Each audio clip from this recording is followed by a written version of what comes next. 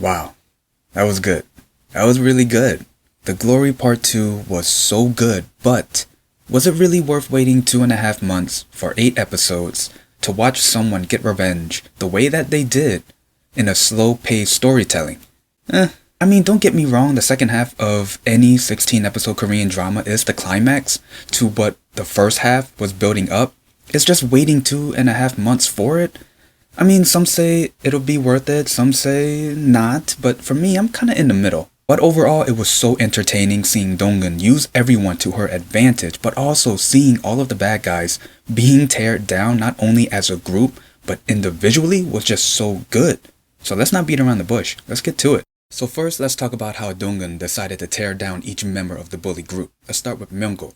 In part 1, he decided to side with her, and we find out that he tried to blackmail all of the others by mentioning Soe. But when that didn't work, he sort of tried it on Dongkeun, and that made me think, okay, maybe she did kill him.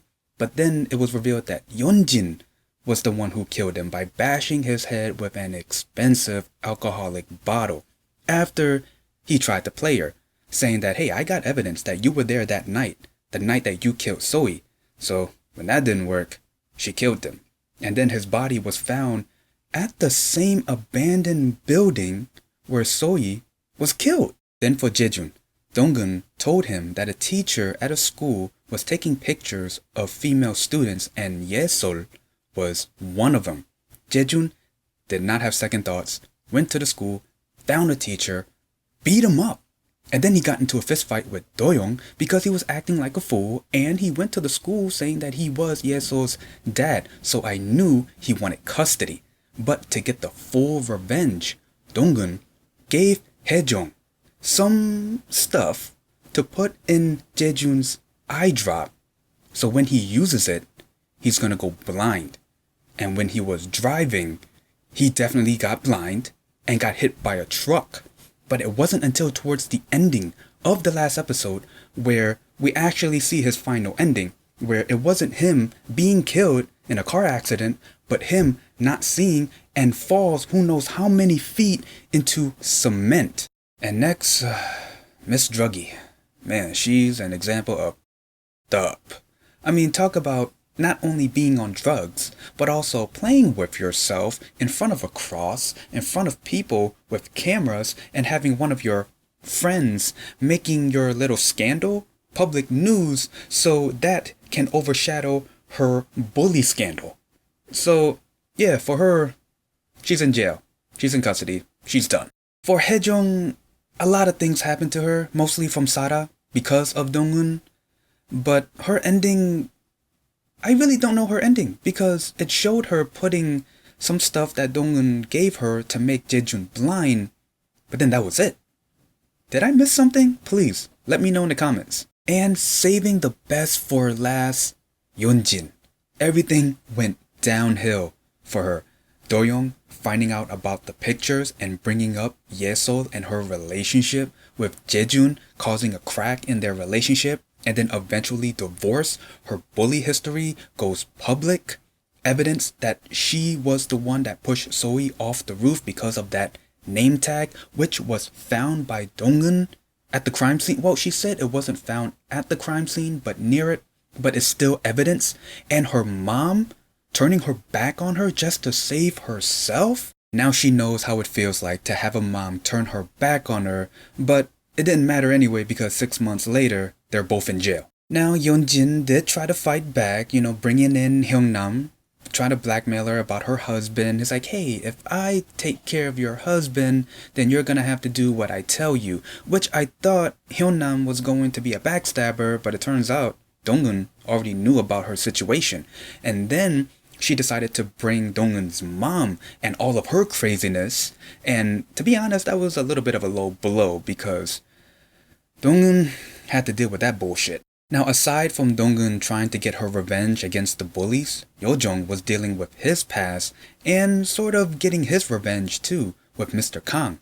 Mr. Kang killed his dad, and he was trying to find out the reason why he did it. Before I reveal the reason why he did it, the letter that Mr. Kang sent describing how he killed him the scent of his blood, how he felt during that moment was just so psycho, chaotic. It was, man, this guy is really messed up. And the reason behind the killing was so stupid, it makes Mr. Kang look more psychotic. So before YeoJeong's dad was going to operate on Mr. Kang, he was talking about instant ramen and his son. And that's the reason why he killed him. That's it. But it felt so good when the tattoo gang ganged up on him and we saw him got a black eye. I was like, yes, but they should have done more. I'll say this, part 2 was really good because it gave us what we wanted to see. Revenge.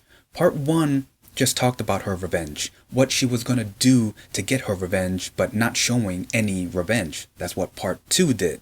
Now, you can say that everyone got their punishment, but I think Yeonjin could have gotten a worse one because she was the one calling all the shots, pretty much. But you can say her going to jail and rotting in jail and losing her mind is like the best punishment out of everyone else, then yeah, I guess so. So after watching part 2, to me it just doesn't feel like Do-young and YeoJeong really played their role to the fullest in the storyline. So for Do-young, it just felt like he was just learning more about the bully scandal history and learning about his daughter is not really his daughter. And here's the thing, he did play a role in the breakdown of Yeonjin getting a divorce from her. But that's the only thing that I can say is a highlight. Everything else, he was just learning more about it. For YeoJeong, he felt more like a supporting character. Yes, he did help Dongkeun get revenge on Yeonjin, and he did that successfully. But he felt more like the light at the end of a tunnel. The happiness that she would get after getting her revenge. So part 2 was good.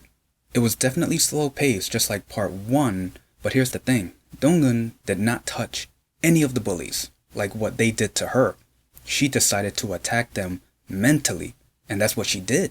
And to have a story like that, and to tell the story right, it has to be slow paced. This was a good drama. Part 1 and part 2 together. It would have been nice if it was maybe once a week or the traditional 2 a week. That would have been better instead of waiting 2.5 months. I don't think that 2.5 months would have been worth it. I mean, the revenge was very satisfying, but waiting part, yeah, not worth it. And yeah, that's pretty much the gist of the drama and my review. Is there anything I might have missed? Please leave in the comments below. Other than that, if you like this video, leave a like, comment down below, and subscribe. See ya.